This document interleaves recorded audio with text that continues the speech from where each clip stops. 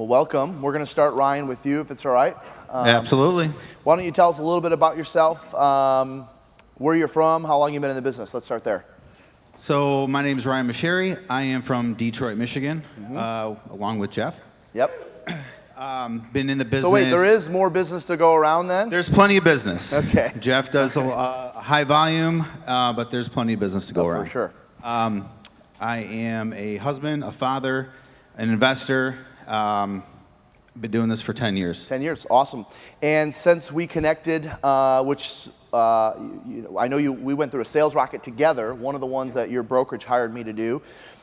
You've been in one-on-one coaching since then. Obviously, you graduated that sales rocket program, and most recently, you went through the most recent systems of real estate. In 2024, you did 79 units for a total of 19 million in volume. That's a pretty good year, my friend. It was, at that point, it was my best year. It was your best year. And you say was because this is going to be your best year.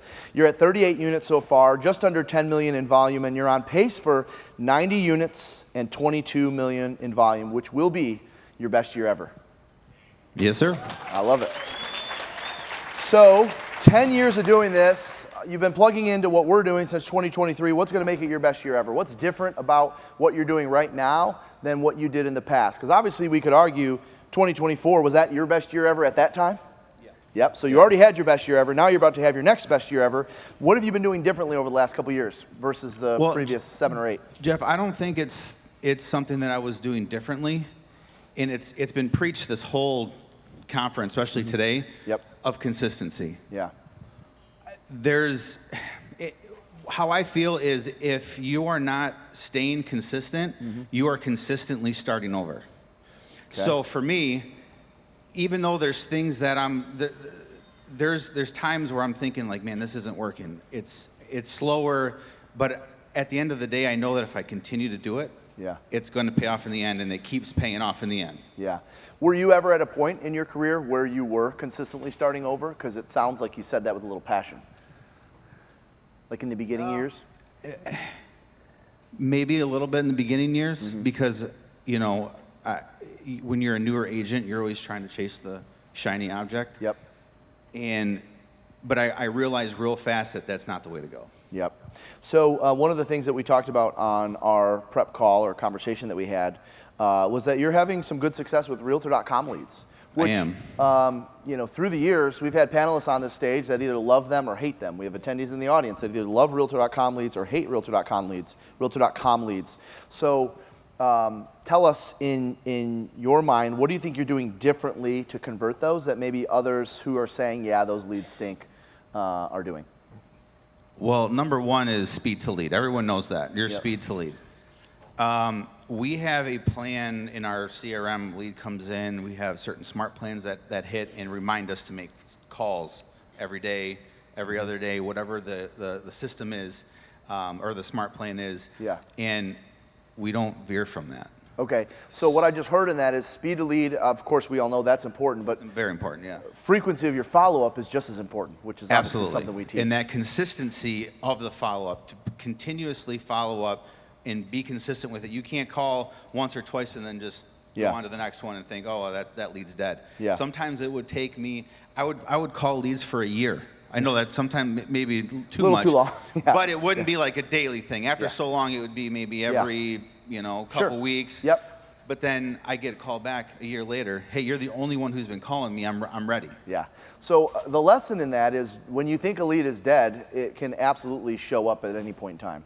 So if you had to average it out, what would you say the average number of attempts you make to an average Realtor.com lead before they respond to you? And I know some respond right away. Some respond right away. But what would you say the average amount of times you have to reach out is? If they don't respond in the first 2 days, I would say probably 8 or 9 times. Okay. I have to hit them before they respond. Okay. So by the way, the latest lead study that was done says that the average consumer responds after our 5th attempt. And that study was done like 5 years ago now. It was the largest internet lead study ever done on internet leads. And I would argue that number 5 is probably like 6 or 7 or 8 today because people have so many more notifications than they had 5 years ago. Yeah. So what I just heard in that is if they don't respond immediately, it is taking 7, 8 times to get them to respond. Correct. And what I see, I think the reason behind that is because there's AI now. So I know in my CRM system, you can have it set where AI starts trying to convert it. So sometimes by the time I hit it, they're like, you're the 8th person who's called me. Well, no, it's actually my AI, me, a smart plan number. Like I'm 3 of those. Yep. Now, I try not to do that too much, but there's some you have to, depending on how many leads you're coming. So would you say, in your experience, when they do finally respond after your 7th or 8th attempt, what percentage of them are like, how dare you reach out to me 7 or 8 times? No, I don't get that. You don't get that? No. And do you know why that is? That's because you're the only one keeping track of how many times you reach out. They're not. They have no idea. You're buried in all their notifications and their mixed text messages and their missed calls. So you're thinking, oh my gosh, back in the day before CRMs, I had check marks. I had 7 or 8 check marks on a lead sheet. And I'm thinking, oh my gosh, I've reached out to this guy 8 times. He's going to kill me at this point if he answers the phone. Yeah. But no, they don't even know. They don't even recognize it because you are, they're not keeping score. You're the only one keeping score. And you're mixed in with 20 other people, like especially Realtor.com, any internet lead, they're not on just that one site. They're looking on Google and Zillow and Realtor.com. Yep. So they're getting a ton of people calling them. So they don't know how many times you personally called them. Right. You're just like, they may think you called them 100 times, but it may be your first time. So you were on a great trajectory, and then in 2020, you had something serious take place. Can you talk to us about that? Sure. So, yeah, I got my license in 2015. And I was doing pretty good. I was every year getting better. 2020, I was diagnosed with cancer. I get a little choked up when I talk about it, but.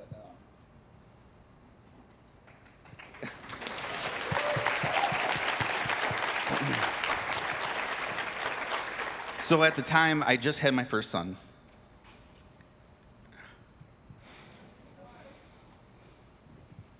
Take your time. You're all right, brother. You're all right, bro. I talk about this all the time, and now in front of all of you. But you're not alone. He was 5 months old, and it was a tough time. And there was I had to go through the chemo and all that stuff, and I would literally sit there all day while I'm hooked up to the poison, and I would not stop working.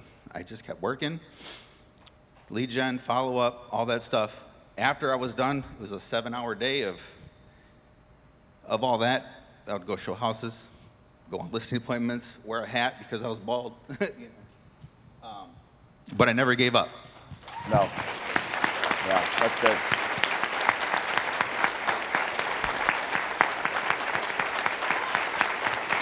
That's big. That's big. That's awesome.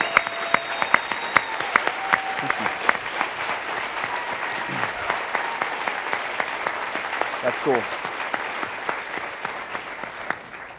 I'm just trying to get these guys to come in at 8 o'clock. So it was awful. It was awful. I mean, essentially, I just wanted to sleep and close my eyes, but I knew what I had to do. I knew what it takes, and I didn't want to start over. Honestly, most people, this could go one of a couple ways. So I'm going to choose. I did it for my family. I did it for my kid. I did it for my wife. Did it for myself. Yeah. Okay. So I know you also do a lot of business with your database. 1 or 2 things that you think in your mind has caused you to get the repeat and referral business that you're getting today from your database? Well, we started doing more client events, VIP boxes, stuff that you guys teach to. Yep. And I think starting to do that and getting in front of them more and being more part of, or having them be more part of our world. Yep. Instead of, hey, we closed, congratulations, like, see you next time. I think that's helped because every time we would reach out, every time they would come to an event, we'd be able to talk, and then all of a sudden, oh, hey, I got someone. And then they came back, we're looking to sell, we're looking to move. Yeah. So by being in touch with them consistently over every year, no matter if they, even the ones that were prospecting, like we include those people too, that's helped tremendously. Did you just recently implement the VIP boxes? Or is that something you've been doing for a few years? We started doing that in the last year and a half. In the last year and a half. And, the thing is with database, and I'm sure you agree with this, Ryan, it's really hard to pinpoint what the one thing that was that caused them to send you the referral. And that's, for me, that was the hardest, I had the hardest time embracing database, because I want to know that if I make 10 calls and get this many contacts, I'm going to get this many leads, and it doesn't really work that way with database. It's all of the stuff that adds value put together that causes them to reach out to you. Is there anything in particular, whether it's the VIP boxes or anything that you've done recently, that you believe is a difference maker and something that they respond well to, and it's helped you generate repeat and referral business from your database? Like when you think of all the stuff you do to add value and all the things we talk about, what's one thing you feel like you've really nailed? I don't know if there's one thing out of all that. I think everything. So you would agree general, that it's a combination of everything. It's a combination of everything. And to say one thing too regarding that, if you're reaching out to your past clients and you're inviting them to these events, even if they don't show up, they're seeing it. And they care. They want to be invited even though they may not be able to come. I've had clients reach out and say, hey, I see every time you invite me, thank you for that. It really means a lot. One of these days I'm going to come. And it was like the 8th time I invited them to something, never heard from them. And they're like, I love getting them. Thank you for, and now we're back in touch. They almost start feeling guilty. So it's like, listen, I know I haven't been, but trust me, I'm going to send somebody to do this week or something, right? Yeah, exactly. So when you look at your events, what is one of your favorite events that you do with your database? We do a fall one at Blake's cider mill at Orchard. Which for cider mill, for everyone outside of the Midwest, that's like an apple orchard or a pumpkin patch. Anytime I'm in any state and I talk about our cider mill event, people are looking at me like I have three heads. Sometimes I forget where. They don't call them cider mills in most of the country. Right. Yep. So they can pick apples. They can get donut. There's a ton of stuff there. Yeah. So that's our biggest one. And that's kind of an iconic location. That's not necessarily central in the county, but everyone who pretty much grew up in Macomb County, that area, knows Blake's. And they know that if you're going to bring your family to the cider mill, it's fall. That's like a tradition that probably most families are used to doing anyways. So is that why you chose that? Why did you choose that as the event? It holds a lot of people. There's a lot of options over there, especially for kids. Yep. And that was a huge thing. We wanted to make sure it had something to do with something that involves kids. Yeah. So a lot of our clients have kids. I have kids, so I want to make sure that they have accommodations for that. A lot of people go to bars, do that. I mean, that's like happy hour stuff. You can still do that. Do some adult stuff and do some kid stuff. Absolutely, but you have to incorporate people's kids or else they're not going to come. Yeah.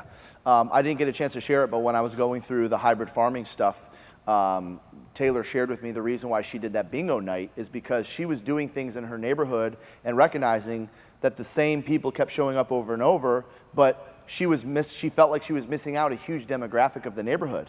So she started doing bingo events, and now she's hitting both demographics. So there's a value in doing stuff for different age groups, is what you're saying. Yeah, absolutely. Yep. Talk to us about VIP boxes. How many do you send? How often do you send them? What does that look like in your business? And maybe explain for those that aren't familiar with VIP boxes what that is. Yeah, so, and you guys touched on it today. What we do is we look at who's referring us the most business, who's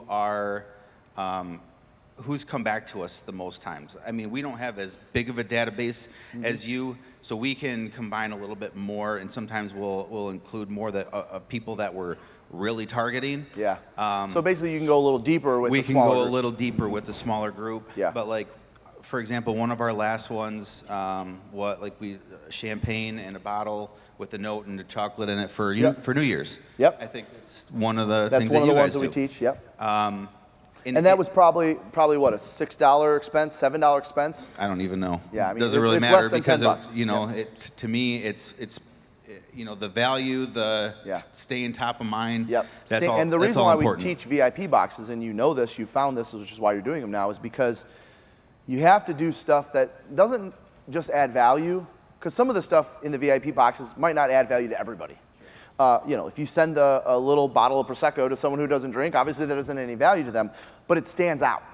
And so just as much as we talk about adding value to the database, doing things that stand out that other realtors aren't doing, because you have to almost pretend that every single person in your database is in 3 or 4 other real estate agents' database. So you set them up on your drip campaigns, they're getting the same stuff from you as they're getting from everyone else. But you send a VIP box, okay, this guy's legit, right? It gives a different vibe. And not only do we do that, we also do like St. Patrick's Day. Lucky Yep. to have you as a client. Little Yep. $1 lotto ticket. Yep. Valentine's Day giveaways. Like we do that throughout the year. Yeah, awesome. Number one thing that when you think of what you've gotten out of your relationship and working with us, what's the number one thing you've gotten out of either coaching or our system? Number one thing that I've gotten, I coach with Andy, and he's helped me get my time back. Helped you get your time back. Explain that. Yeah. I was taking on everything, and even though I had someone, I hired I have an assistant, and for me to get stuff off my plate is, in my mind, it's like, well, no one could do it as good as I can. Yep. So for me, I was doing everything, and she could be doing a lot more. Yeah. So I was able to put more on her plate. Yep. That filled her day, and now when I do go home, I can spend time with my kids. So was that hard for you to wrestle with the idea of taking on that kind of expense? Because I feel like that's, a lot of agents think about, well, shoot, if I would have had an assistant this month, I didn't have a closing, I actually would have lost money. So no, I'm just going to keep doing this on my own. I feel like that's the thing that keeps a lot of agents hovering around 20-ish units or so, and they never get to 40 or 50 because they're not willing to take a little bit of a risk and pay someone consistently, whether you got commissions coming in or not. Yeah, so it took me a while to actually pull the trigger on that. And this was before coaching. Mm-hmm. I knew I needed it. Yep. But in my mind, I'm like, I'm not there yet. Yeah. Like, I'm still able to do this, but Yep. what I wasn't realizing, it was taking so much time from my family. Yep. So when I finally decided to do that, it was the best decision I made. Yeah. Best decision. It took so much off my plate and more time to think, to be me and get that business to grow, to pay her, and to continue to grow with that, Tomorrow we're going to talk about the showing agent model, and same thing. A lot of people in the audience are going to say, I think I'll just handle the showings myself if I have to pay someone a percentage of my commission. And the reality is what you just said is the value of that time you get back. And regardless of what you do with it, whether you go spend time with family or you go back on the phones, the value of that time you get back is worth more than the time you'd spend, in your case, doing paperwork, or in a showing agent's case, showing homes, right? 100%. Awesome. Let's hear it for Ryan. Thank you, bud.